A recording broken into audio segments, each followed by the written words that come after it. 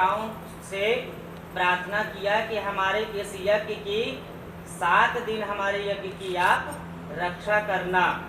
10 दिग रक्षण का मतलब होता है पूर्वे रक्षत 12 अग्नेयाम गरुड़ध्वज। 10 दिशाओं से हमारी इस यज्ञ की रक्षा करना। कोई भी हमारे इस परिवार में, हमारे इस यज्ञ में किसी भी प्रकार की त्रुटि ना रह जाए, ऐसी प्रभु हमें शक्ति प्रदान करना। बहता पानी, तो इसलिए देखो घरों में तो आप पूजा पाठ करते हैं, सभी करते हैं, पर ये मंदिर प्रांगण में बैठकर आप पूजन कर रहे हैं, ये बहुत आप मूर्त देखी दिन तैसी। खाटू श्याम हमारे बैठे हैं, जिस भाव से आप दर्शन करेंगे प्रभु उसी भाव से आपको दर्शन देंगे। आते हैं तो हमें अवश्य फल मिलता है, पूजा कभी व्यर्थ नहीं जाती है।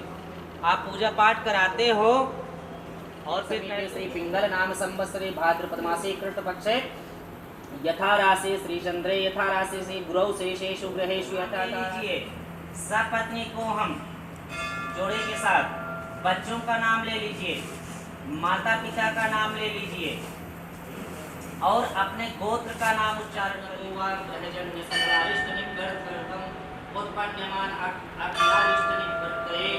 सकल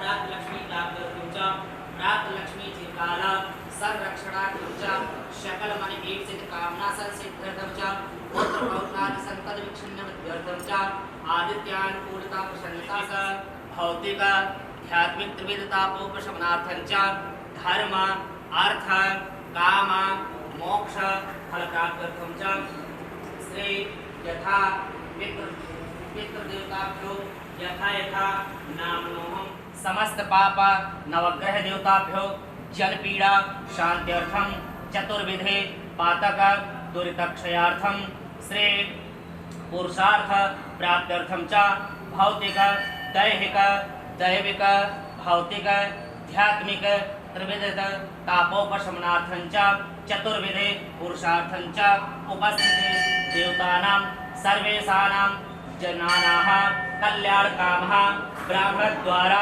अमुक देवस्य पूजनं च तत्पश्चात गौरी गणपति देवताभ्यो पूजनं वरुण कलश देवताभ्यो पूजनं आदिशक्ति महाकाली महालक्ष्मी महासरस्वती देवी देवताभ्यो पूजनं च तत्पश्चात षोडश मातृका सप्तघृत मातृका चतुष्षष्ठी योगिनी देवी देवताभ्यो पूजनं च नवग्रह देवताभ्यो पूजनं च सूर्याय नमः चंद्रमसे नमः भौमाय नमः बुधाय नमः गुरवे नमः शुक्राय नमः शनिश्चराय नमः राहवे नमः केतवे नमः अधिदेवताभ्यो प्रत्यदेवताभ्यो पंचलोकपाल देवताभ्यो क्षेत्रपाल नगरखेड़ा देवताभ्यो पूजनं च तत्पश्चात प्रधान पीठा श्री सर्वतोभद्र देवताभ्यो पूजनं ब्रह्म विष्णु रुद्र देवताभ्यो पूजनं च तत्पश्चात ओंकार देवताभ्यो पूजनं च यथा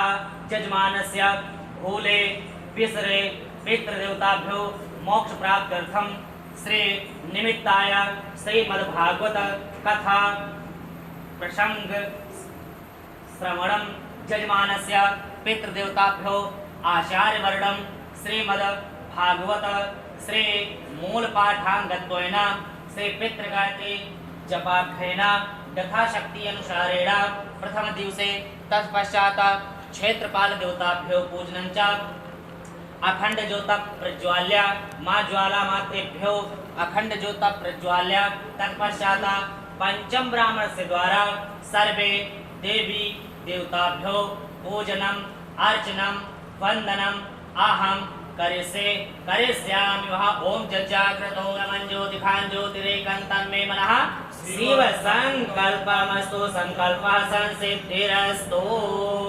जयकारा शेरा वाली दा बोल साचे दरबार की जय।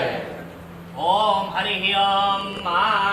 अब सब लोग, अब हमने संकल्प किया, भगवान के चरणों में सब कुछ संकल्प ले लिया, दैहिक दैविक भौतिक आध्यात्मिक त्रिविधता।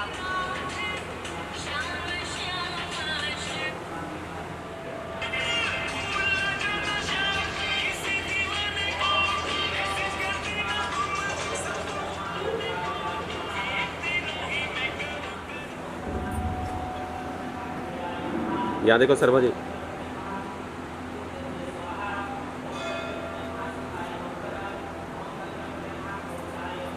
ओके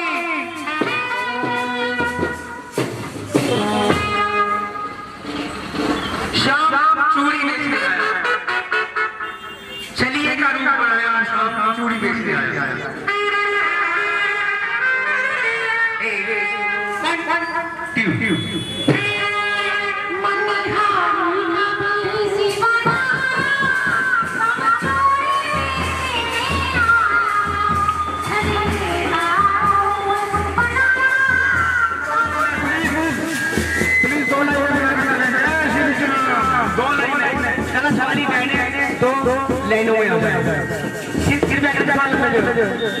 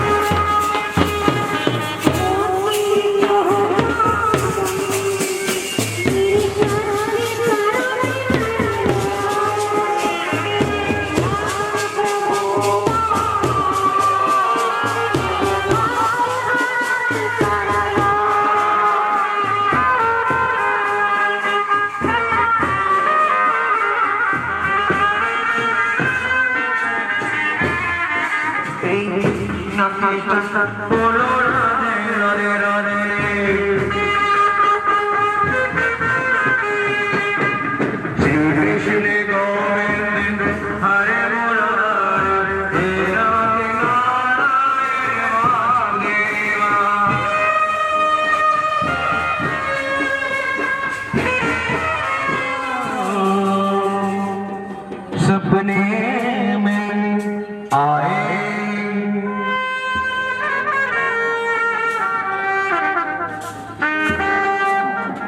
सपने में आए मोरे भैया पी गए मोरे भैया भैया पी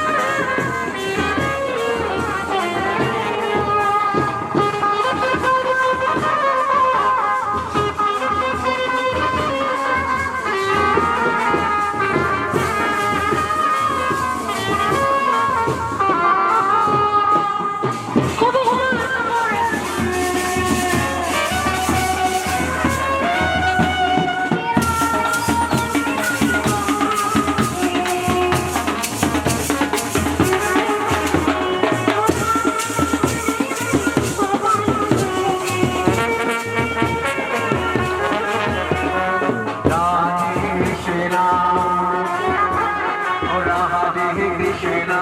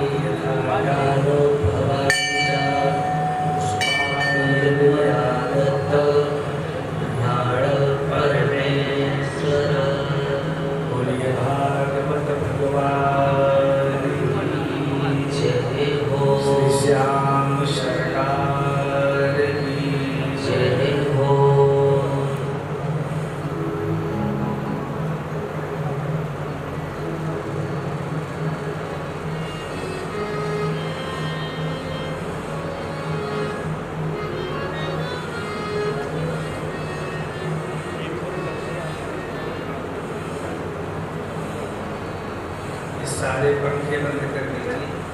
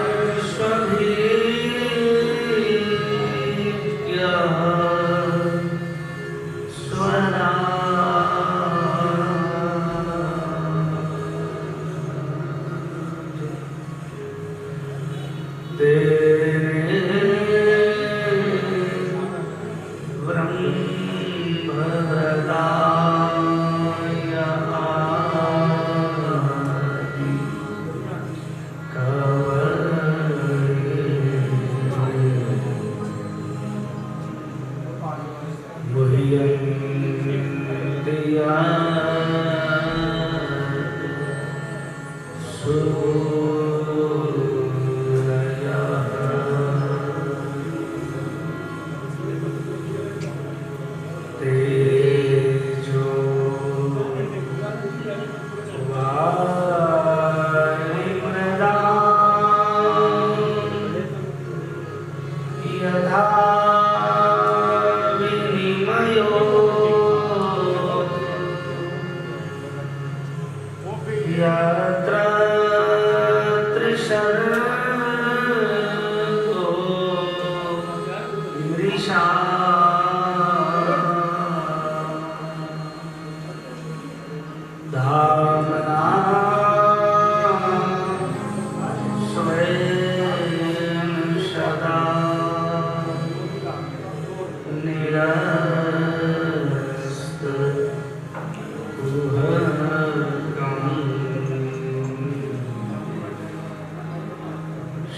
सत्यं परं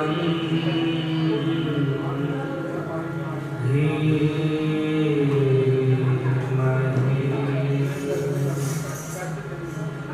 सत्यं परं धीमहि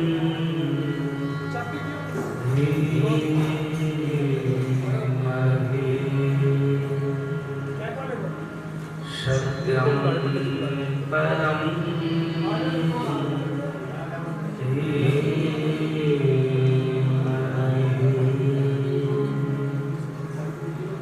बोलिए श्री वृंदावन बिहारी लाल की राजा रामचंद्र भगवान की जय हो। श्री हनुमान जी महाराज की जय हो। श्री दुर्गा माता की जय हो। सद्गुरुदेव की जय हो। श्री श्याम सरकार की जय हो।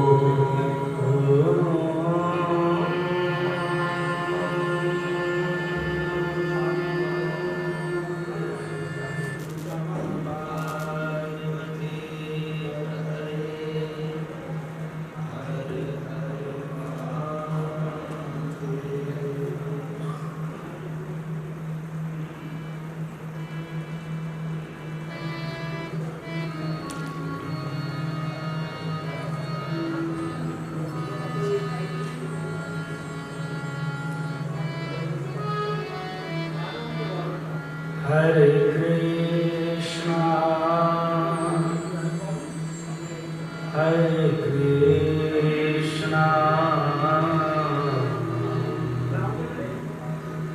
कृष्णा कृष्णा हरे हरे कृष्णा कृष्णा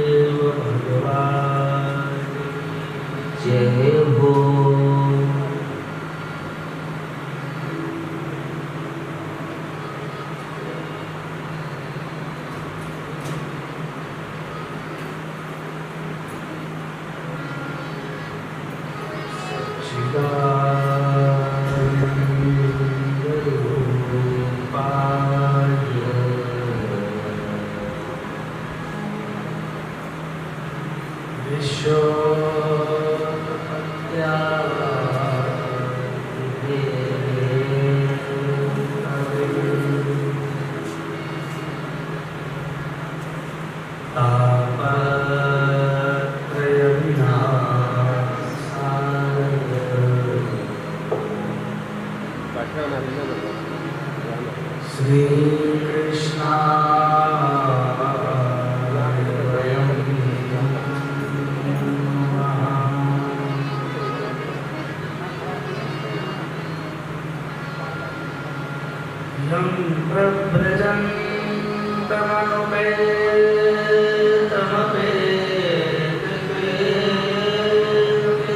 भागवत जी के महात्म का पहला श्लोक है। वैसे मैं प्रार्थना करूं कि भागवत जी के महात्म का पहला श्लोक और भागवत कथा के 12वें स्कंद के अंतिम श्लोक को 13वें अध्याय के अंतिम श्लोक को जो गाते हैं पूरी भागवत कथा के गान का फल मिल जाता है। इसलिए मेरी प्रार्थना है कि सब लोग मेरे साथ श्लोक बोले। सच्चिदानंद रूपाय सच्चिदानंद रूपाय विश्वोत्पत्त्यादि हेतवे विश्वोत्पत्त्यादि हेतवे तापत्रय विनाशाय श्री कृष्णाय वयं नुमः। तापत्रय विनाशाय श्री कृष्णाय वयं नुमः। इसका अर्थ है इसमें भगवान का परिचय दिया गया जो भगवान सच्चिद आनंद स्वरूप है। भगवान को हम लोग सच्चिदानंद कहते हैं। उनमें सत है, उनमें चित है, उनमें आनंद है। जब भगवान का आप चिंतन करेंगे तो आप में सत्व गुण आ जाएगा, आप में चित माने ज्ञान हो जाएगा और आनंद की अनुभूति हो जाएगी। तो सच्चिद आनंद स्वरूप भगवान है। ये भगवान का स्वरूप परिचय, सामर्थ्य परिचय देखिए। विश्वोत्पत्त्यादि हेतवे संसार की उत्पत्ति, पालन और प्रलय ये भगवान के द्वारा होता है। सर्जन, पालन और विसर्जन इन प्रभु की कृपा से होता है। और स्वभाव कैसा है प्रभु का? तापत्रय विनाशाय। 3 ताप, दैहिक दैविक भौतिक जो ताप हैं, तीनों तापों को नष्ट करने वाले भगवान को श्री कृष्णाय राधा जी के साथ हम आप लोग नमस्कार करते हैं। बोले वृंदावन बिहारी लाल की जय हो। श्री कृष्णाय वयं नुमः। वयं माने हम आप सब लोग नमस्कार करते हैं।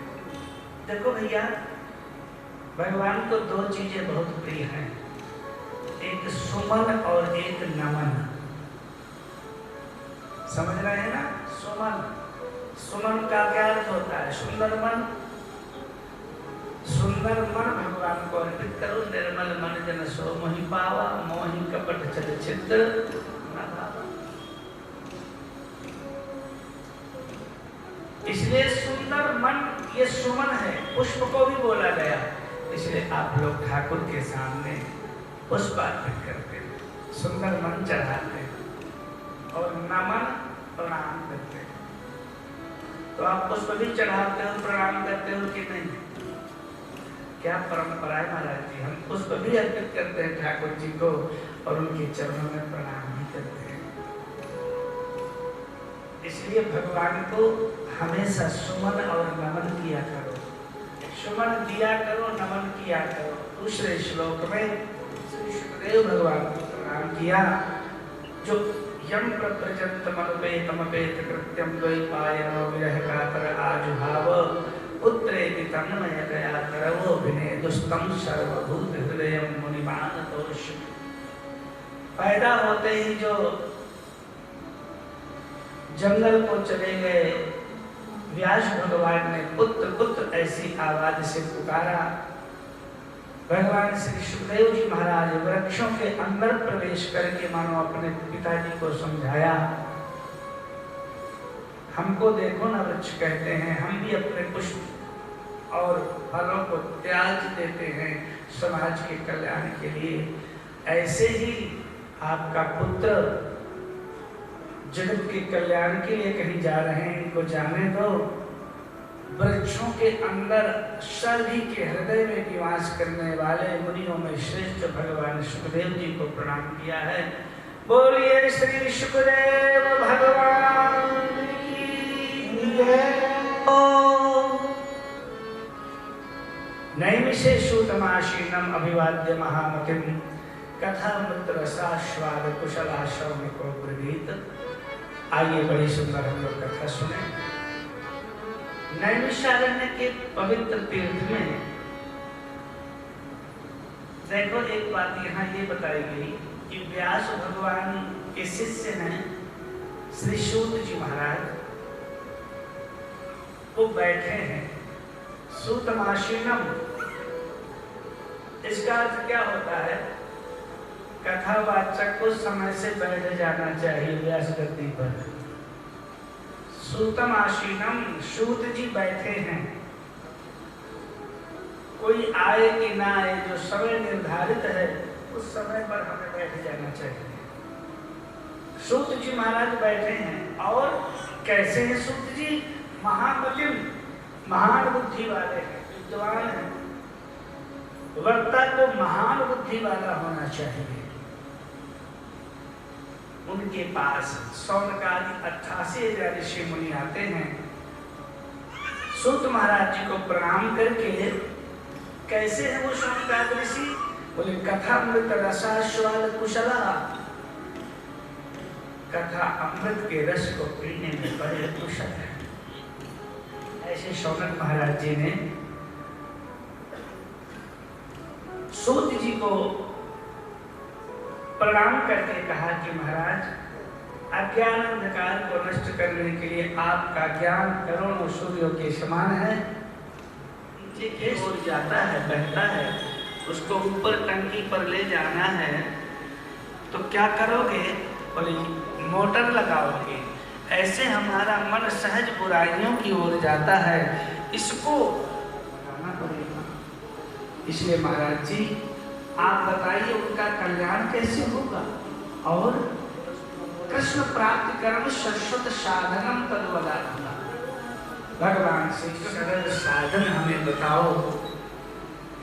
सूत महाराज जी ने शौनकादि ऋषियों के प्रेम को जाना और बड़ी अच्छी बात कही। सूत जी ने कहा, ऋषियों आपके अंदर बहुत प्रेम है, इसलिए मैं सभी सिद्धांतों की बात आपको बताऊंगा तो संसार के भय का नाश करने वाली, भक्ति के प्रवाह को बढ़ाने वाली और भगवान को भी आनंद देने वाली है। ऐसी है श्रीमद् भागवत कथा। मैं तुम्हें श्रीमद् भागवत कथा सुनाऊंगा। वास्तव में जन्मांतरे भवेत् गुणमात्रेण। सही बताओ, सुनने मात्र से भगवान हृदय में आते हैं। आपके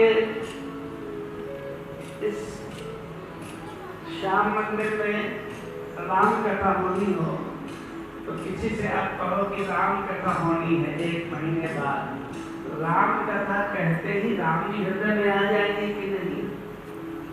श्याम जी का कीर्तन होता है, कहते ही श्याम जी हृदय में आ जाएंगे कि नहीं? भागवत कथा होनी है, ये कहते ही भगवान श्री कृष्ण हृदय में आ जाएंगे कि नहीं? कथा सुनते ही भगवान हृदय में आते हैं, और आते हैं तो ऐसा नहीं करते।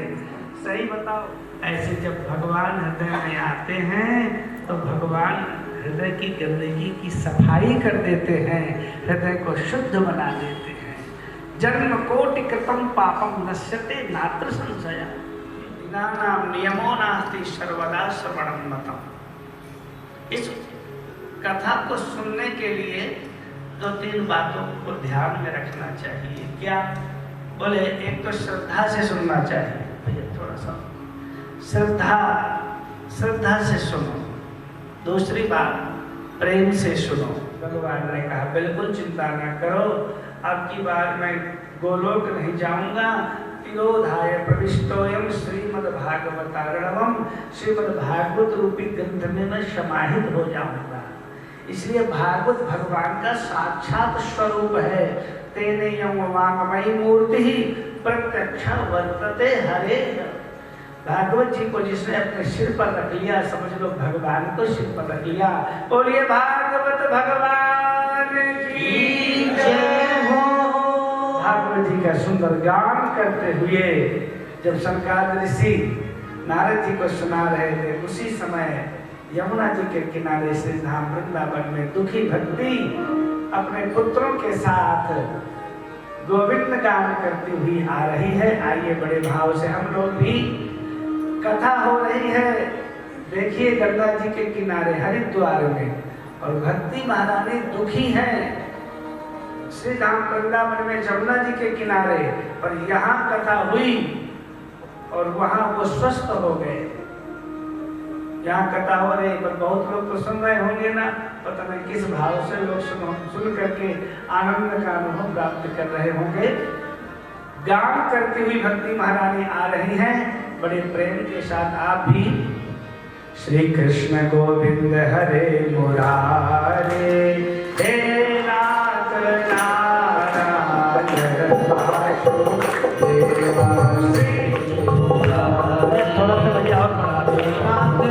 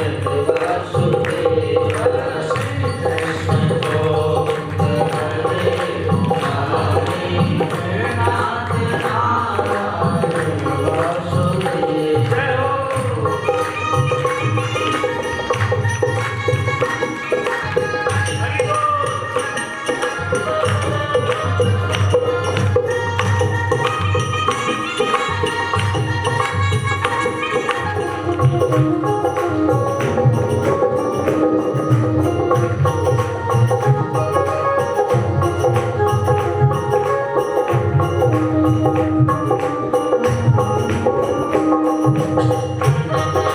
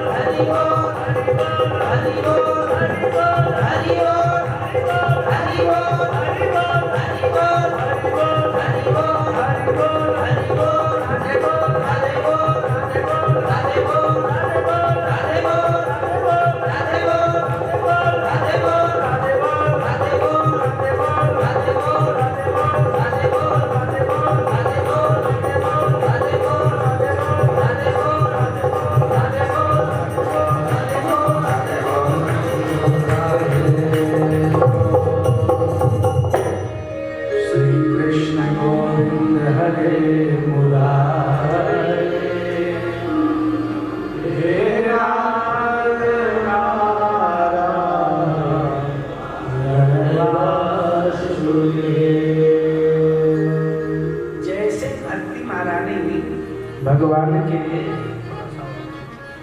कल ठीक हो जाए, कोई बात नहीं। पहले दिन में कल थोड़ा बड़ा कोई बात नहीं। जैसे भक्ति महारानी अपने बालकों के साथ कीर्तन करती हुई आई। देखो कीर्तन में बड़े बड़े लोग स्वस्थ हो जाते हैं, इसलिए श्याम सरकार में कीर्तन होता रहता है, हर एकादशी कीर्तन होता है, अच्छी बात है। अभी चर्चा आगे करेंगे कि कीर्तन जब होगा तब भगवान स्वयं आ जाएंगे। भक्ति महारानी स्वस्थ हो गई। भक्ति महारानी ने कहा कि मैं कहाँ रहूं? शनकाद ऋषियों ने कहा, भक्ति महारानी आप भक्तों के हृदय में निवास करो। भक्ति महारानी भक्तों के हृदय में बैठ गई, और जैसे भक्तों के हृदय में भक्ति महारानी बैठ गई, एक बात आप समझे, सकल भुवन मध्य निर्धनास्ते विधन्या निवसति हरि येषां श्री हरेर भक्ति रेखा हरिरपि निज लोकम सर्वधातो विहाय प्रवसति हरि तेषां भक्ति सूत्रोपनर्थः। इस धरती में वे भक्ति महारानी बैठती। भक्ति माने भाव, माने प्रेम। अथ वैष्णव चित्तेषु दृष्ट्वा भक्तिम् अलौकिकीम् निज लोकं परित्यज्य भगवान भक्तवत्सलः। जैसे भक्ति महारानी बैठ गई सबके हृदय में, वैसे भगवान प्रकट हो गए। बोलिए भक्तवत्सल भगवान की जय हो। भगवान प्रकट हो गए। नारद जी ने देखा प्रभु की सब लोगों ने पूजा किया, सबको आशीर्वाद देकर के भगवान अंतर ध्यान हो गए। नारद जी ने देखा अलौकिकोयम महिमा मुनीश्वरा, अद्भुत। नारद जी ने शनकाद ऋषियों से पूछा कि महाराज सर्वे निष्पापतमा भवन्ति,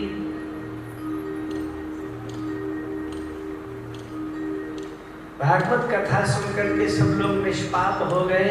के विशुद्धंतु बदंतु मह्यम सप्ताह यज्ञेन कथामयेन। कौन कौन से लोग इस भागवत कथा को सुन करके पवित्र होते हैं, आप हमें बताइए। शंकादिश्य ने कहा, नारद जी, बड़े से बड़े पापी भी अगर ये कथा सुने तो पाप मुक्त होकर के भगवान के धाम को प्राप्त हो जाते हैं। महाराज जी कोई घटना बोले? हाँ, एक इतिहास की कथा सुनाई।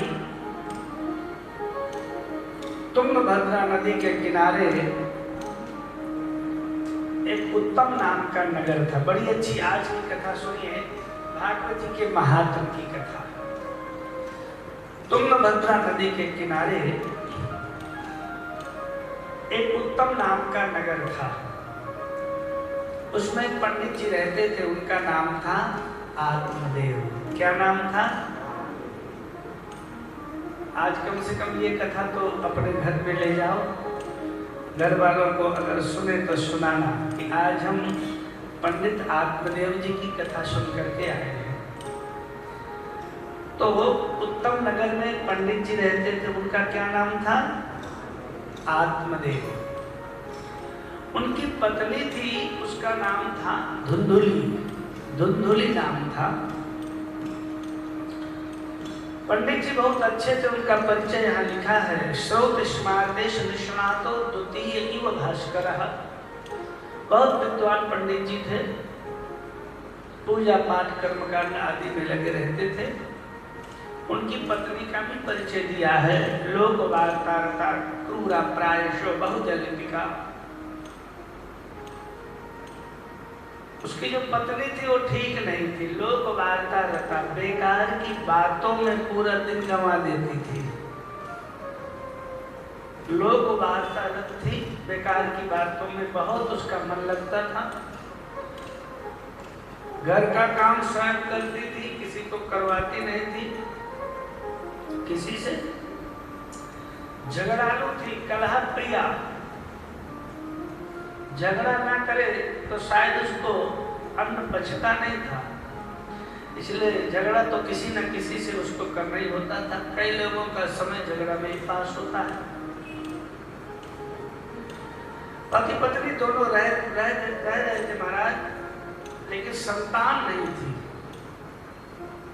पत्नी को चिंता इसकी नहीं, लेकिन पंडित जी को चिंता हुई।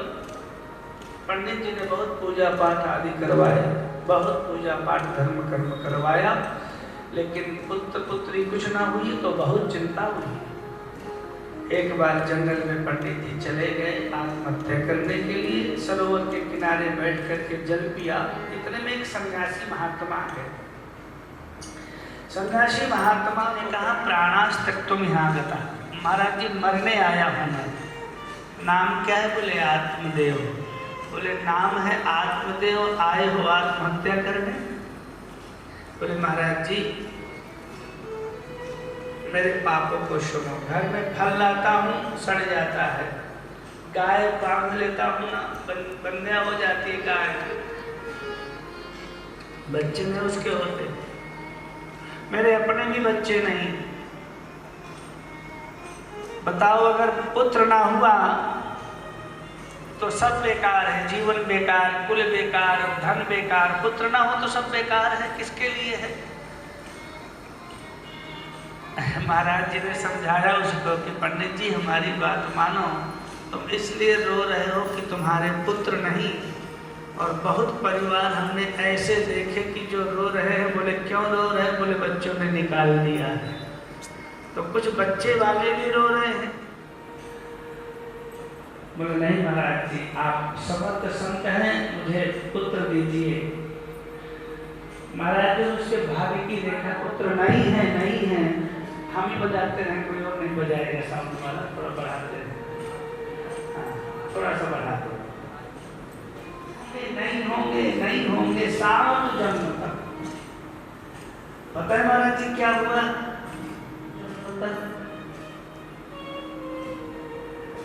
पंडित जी का रोना बढ़ गया।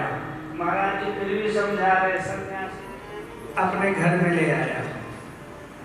अब पांचों वेश्याएं धुंधुकारी से रोज धन मांगती हैं। घर में तो कुछ था नहीं, नित्य चोरी करता है। एक दिन राजा के यहाँ बहुत सारा धन चुराया। पांचों वेश्याओं ने वो धन लेकर के स्वीकार कर लिया। बड़े बड़े हार थे, वो सब पहन लिया। लेकिन पांचों वेश्याओं ने विचार किया कि ये चोरी करता समूहाश्च तन्मुखे हि विचिक्षुभु अग्निज्वालादि दुःखेन व्याकुलो निधनं गतः। ठंडी का समय था, अंगीठी जल रही थी, कोयले के बड़े बड़े अंगार इसके मुख में डाल दिए और अति दुःखेन, बहुत दुख के साथ धुंधुकारी मर गया। धुंधुकारी को मार दिया, वेश्याएं भाग गई। ये धुंधुकारी मरने के बाद महान प्रेतः कुकर्मतः, कुकर्म करने के कारण भयानक प्रेत बना। ध्यान से कथा सुने। जब भयानक प्रेत बना, गोकर्ण जी को पता चला कि मेरा भाई मारा गया। वेश्याएं भाग गई। जिस जिस तीर्थ में जाते वहां वहां वो अपने भाई के लिए श्राद्ध तर्पण आदि करते। बहुत दिनों के बाद जब अपने घर में लौट करके आए उत्तम नगर में, रात्रि के समय सो रहे थे। अपने घर में खंडहर घर था, लेकिन रात सोए थे। सुबह सोचा प्रातःकाल गांव वालों से मिलेंगे, तो रात्रि में ही धुंधुकारी आया प्रेत के रूप में। निशीथे दर्शयामाश महारौद्र तरम बपु। भयानक भयानक वेशों को बना करके उपस्थित होने लग गया सामने। गोकर्ण जी ने कहा, कष्टम उग्रतरो रात्रो कुतो यातो दशामिमाम। कौन हो तुम और इस दशा को प्राप्त हुए हो? तुम हो कौन? तब देखो आत्म देव जी का वो ज्येष्ठ पुत्र धुंधुकारी क्या बोलता है। अहम भ्राता त्वदीयोऽस्मि धुंधुकारी नामतः स्वकीयेनैव दोषेण ब्रह्मा त्वं नाशितं मया। मैं तुम्हारा भाई हूँ, धुंधुकारी मेरा नाम है। मैं अपने दोष के कारण प्रेत बना हूँ भैया। अहो बंधो कृपा सिंधो भ्रातुर मामाशु मोचय। हे भैया मेरा कल्याण करो, मेरा उद्धार करो। जब बड़ा भाई छोटे भाई से इस तरह प्रार्थना किया तो गोकर्ण जी संत थे। गोकर्ण जी ने कहा, भैया मैंने तुम्हारे लिए गया जी में जाके श्राद्ध किया, बड़े बड़े श्राद्ध तर्पण आदि हमने किए, तुम्हारी मुक्ति नहीं हुई। उसने कहा, गया श्राद्ध शपे नापि मुक्तिर में न भविष्यति। सैकड़ों गया जी में जाके श्राद्ध कर लो, पर तेरी मुक्ति होने वाली नहीं है। और कोई दूसरा उपाय करो। प्रातः काल गोकर्ण जी ने ब्राह्मणों से पूछा, विद्वानों से पूछा कि मेरे भैया का कल्याण कैसे होगा। गांव वालों ने कहा, तुम तो साक्षात ज्ञान के स्वरूप में हो, तुम्हारे से बड़ा विद्वान है कौन? गोकर्ण जी आप स्वयं सूर्य के उपासक हैं, भगवान भास्कर से पूछो। तब अर्घ देते हुए गोकर्ण जी ने भगवान सूर्य से पूछा, तुभ्यं नमो जगत साक्षिण ब्रूहि में मुक्त हेतुकम। हे सूर्य भगवान बताइए मेरे भाई की मुक्ति कैसे संभव है? तब सूर्य भगवान ने स्पष्ट कहा, श्रीमद् भागवतान मुक्ति शब्दाहं वाचनम कुरु। हे गोकर्ण जी अपने भाई की मुक्ति के लिए तुम भागवत जी वाचो। भागवत की कथा पितरों को मुक्ति प्रदान, प्रेत को मुक्ति प्रदान करने वाली होती है। बोलिए भागवत भगवान की जय, श्याम सरकार की जय। गोकर्ण जी ने गांव वालों से बताया और गांव वालों ने कहा कि महाराज आप भागवत कथा करिए। भागवत कथा गोकर्ण जी ने किया। गोकर्ण जी ने अपने भाई से कहा कि जहाँ कहीं भी हो आ जाओ तुम। वो आया, वाद्य रूप धरो जा तो वायु के रूप में था, टिक नहीं पाता था, लेकिन 7 गांठ के बांस के अंदर छिद्र में वो बैठ गया। एक दिन की कथा से एक गांठ टूटती है, दूसरी दिन की कथा से दूसरी गांठ टूटती है। एवं सप्त दिनश्चैव सप्त ग्रंथि विभेदनम, और 7 दिन की कथा से 7 गांठें टूट जाती हैं और धुंधकारी दिव्य रूप में प्रकट होता है। कहता है धन्या भागवती वार्ता प्रेत पीड़ा विनाशनी, शक्ता हो तथा धन्या कृष्ण लोक फल प्रदा, कंपन्ते सर्व पापानि सत्ता श्रवणे स्थिते, अस्माकं प्रलयं सत्या कथा चेयं करिष्यति। धन्य ये भागवत कथा जिनके प्रसाद से मैं मुक्त हो गया। ये भागवत कथा पाप से मुक्त ही नहीं करती, कृष्ण लोक फल प्रदा, हमको भगवान के लोक में पहुंचा देती है। इसलिए बड़े जोर से बोलिए, बोलिए भागवत भगवान की जय हो। सुंदर महाराज धुंधकारी ने भागवत जी की महिमा का वर्णन किया। उसी समय देवदूत विमान लेकर के आए। धुंधकारी को कहा भैया बैठो।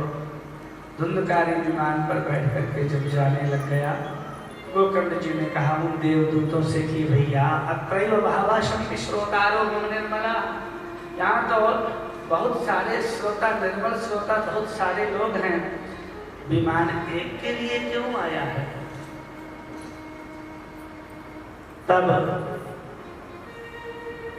देवदूतों ने कहा कि यहाँ बैठे तो बहुत लोग हैं, पर जिस मन से भाव से धुंधकारी ने कथा सुना है, उस मन से किसी ने कथा नहीं सुनी।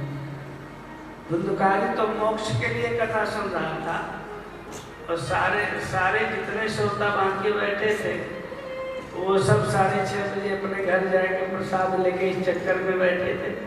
विमान आ भी जाता और देवदूत कहते भी कि बहनों भाइयों बैठो विमान पर, हम बैकुंठ ले जाएंगे आपको। कि महाराज जी बैकुंठ के लिए नहीं आए थे, शादी वादी बच्चों की हो जाए फिर बैकुंठ भी जाना है, भी नहीं आए। गोकर्ण जी ने कहा कोई नहीं, अगले महीने में महाराज जी पुनः श्रावण महीने में भागवत कथा हुई।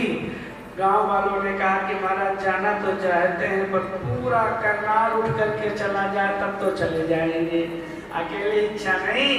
यहाँ देखिए लिखा हुआ है कि अगले महीने में गोकर्ण जी ने कथा सुनाई और भगवान स्वयं आए गोकर्ण जी को लेने के लिए। हजारों विमान आए, सब लोग विमान पर बैठ करके किस तरह से गए, बोले अयोध्या वासिना पूर्व यथा रामेण संगता। जिस तरह से महाराज राम जी ने अयोध्या वासियों को ले गए थे ना साकेत, वैसे भगवान श्री कृष्ण सब लोगों को गोलोक धाम ले गए। बोलिए भक्तवत्सल भगवान की जय हो। सब लोग उत्तम नगर के A to Z सभी लोगों को भगवान अपने धाम में ले गए। अब ये कथा पता है हमें क्या समझाती है? हमें ये समझाती है कि आत्मदेव जी ने भागवत जी को पढ़ा तो पढ़ करके मुक्त हो गए, ठीक है? बोले हाँ ठीक है, इसलिए घर में भागवत जी पढ़ा करो। धुंधकारी ने सुना तो सुन करके मोक्ष मिल गया कि नहीं? बोले हाँ, ऐसे आप भी सुना करो। और गोकर्ण जी ने कथा बांची तो बांचने से भगवान स्वयं लेने के लिए आए। तो ये भागवत कथा चाहे बांचो, चाहे पढ़ो, चाहे सुनो, सब प्रकार से ये भागवत कथा आपको भगवान के धाम को देने वाली है। बोलिए भागवत भगवान की जय हो। ये कथा कैसे कहाँ करानी चाहिए? तो कहा कि तीर्थे वापि बने वापि गृहे वा श्रवणं मतम। तीर्थ में कराओ, सबसे पहले तीर्थ। तो सही बताओ, इससे सुंदर कोई तीर्थ हो सकता है? जहाँ सरकार बैठे हो स्वयं उनके भी दर्शन करो, भागवत जी के दर्शन करो। इसलिए तीर्थ में कराओ कथा, बहुत फल है। बने, वन का अर्थ क्या है? आनंद वन, वृंदावन, प्रमोद वन, है ना। तीर्थों में एकांत, जहाँ बहुत लोग बैठने की व्यवस्था हो। और गृहे व श्रवणम मतम, घर में भी आप भागवत कथा सुन सकते हो, लेकिन विशाला अवस्था यत्र, जहाँ जगह बहुत ज्यादा हो, संकीर्ण ना हो, ऐसी जगह भागवत कथा होनी चाहिए। महाराज जी भागवत कथा किससे करानी चाहिए? बोले हाँ महाराज जी आप भी बताओ तो सही, ये भागवत कथा किससे करानी चाहिए? ये सुन लो जरा। 7 लक्षण हो जिसमें ऐसे वक्ता को व्यास गद्दी पर बिठाना चाहिए। ऐसे वैसे लोगों से भागवत कथा नहीं सुननी चाहिए। व्यास भगवान कहते हैं, विरक्तो वैष्णवो विप्रो वेद शास्त्र विशुद्धिकृत दृष्टांत कुशलो धीरा वक्ता कार्योति निष्प्रिया। आजकल तो किसी से भी सुन लेते हैं, किसी से भी, ऐसा नहीं। विरक्तो, आसक्त ना हो, विरक्त हो, क्योंकि भगवान सुखदेव जी के द्वारा ये कथा गाई गई है ना। विरक्तो, विरक्त के महाराज जी बहुत अर्थ होते हैं। किसी व्यक्ति और वस्तु में जो आसक्त नहीं है वो विरक्त नहीं, सरल व्याख्या। तो विरक्त हो, ठीक है ना, विरक्त हो, पहला लक्षण विरक्तो। दूसरा वैष्णव हो, वैष्णव हो, दीक्षित हो, कंठी लिए हो किसी गुरु की, गुरु परंपरा में हो। तीसरा विप्र, ब्राह्मण हो, शरीर करीब समझो कि 2-4 दिन में प्रोग्राम होते ही हैं, तो विश्वास मानो एक भी भजन समझ में नहीं आता। कभी साहब हमारे कह रहे थे कि कर्ण प्रिय होना चाहिए, अच्छी बात है। यहाँ धीरो शब्द लिखा है, समझ रहे हो ना, शब्द समझ में आने चाहिए, धैर्य गंभीर होना चाहिए।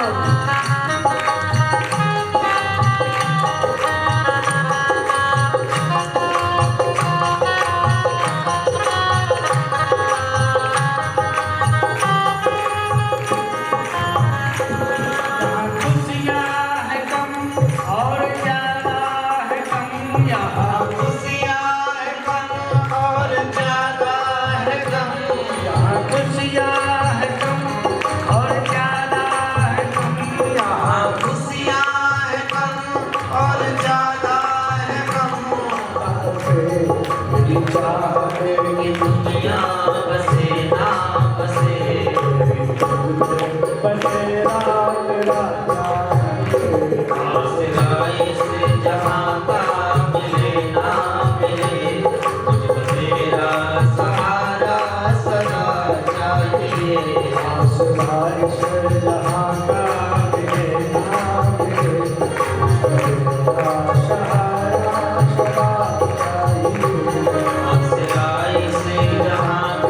मिले ना मिले मुझको तेरा सहारा सदा चाहिए।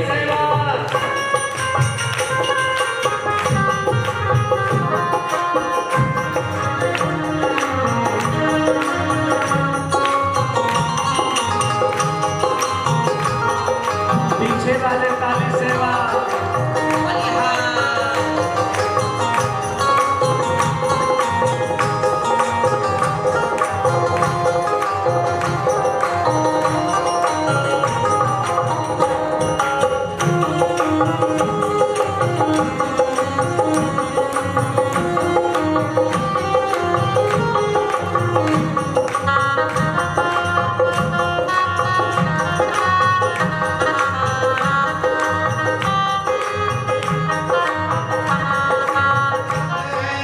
कभी अनुराग है कभी बैराग है कभी अनुराग है कभी बैराग है कभी अनुराग है जहाँ बदले है माली जहाँ बदले माली वही बाग है महफिल में जय हो महफिल में बलिहार महफिल में शम्मा चले ना चले मेरी महफिल में सम्मा जले ना जले दिल में उजाला तेरा चाहिए आसराय से जहाँ का मिले ना मिले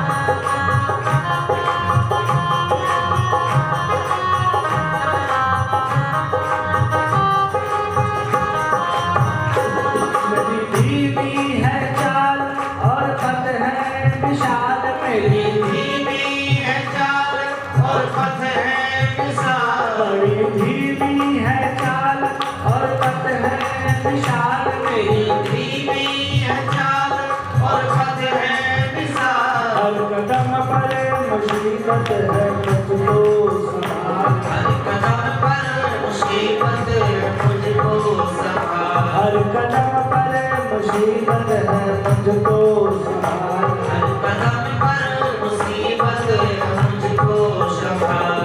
आओ मेरे जय हो आओ मेरे बलिहार, थके हैं चले ना चले, आओ मेरे थके हैं चले ना चले, तुम्हें सारा मेरा चाहिए।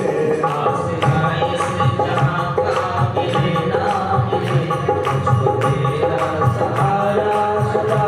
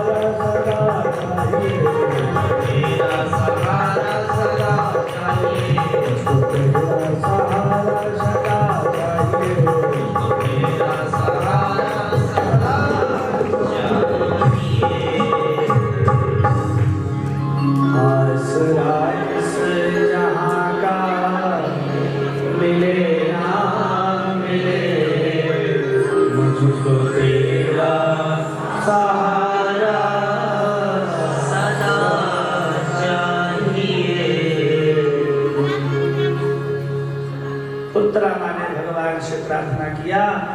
और आप ध्यान से कृपा सुनो। उत्तरा माँ के गर्भ में भगवान प्रवेश किए।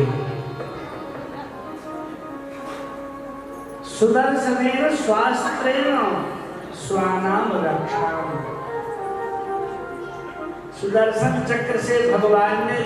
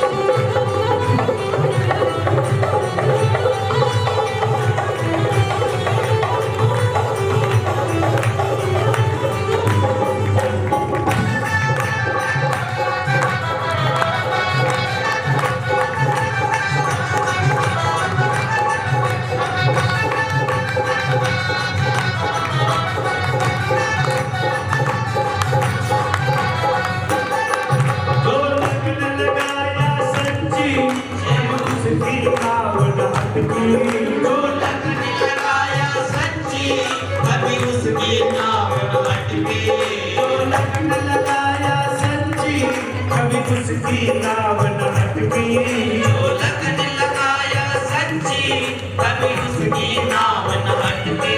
बेड़े को पार लगाया कर देर नहीं एक पल की, बेड़े को पार लगाया कर देर नहीं एक पल की। बेड़े को पार लगाया कर देर नहीं एक पल की, बेड़े को पार लगाया कर देर नहीं एक पल की। दिया जंगा खाटू वाले ने कर दिया मानो माल खाटू, वो श्याम का दर्शन पाया, जिसने श्रृंगार सजाया वो श्याम का दर्शन पाया, जिसने श्रृंगार सजाया वो श्याम का दर्शन पाया। वो मन ही मन हर्षा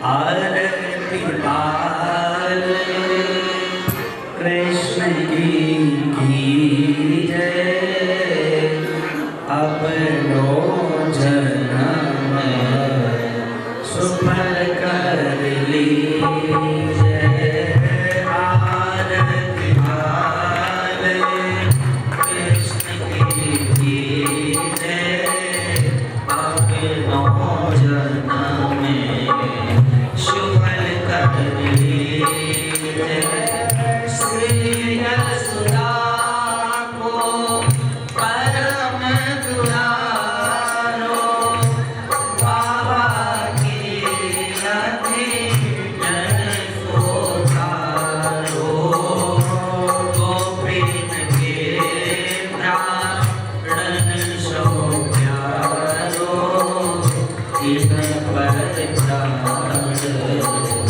इच्छा भर की जय आरती हाले कृष्ण की जय वरदा को छोड़ो भैया कनवा कहे कर बोलत मैया पर में मुझे दे मन लेते भलैया अपनो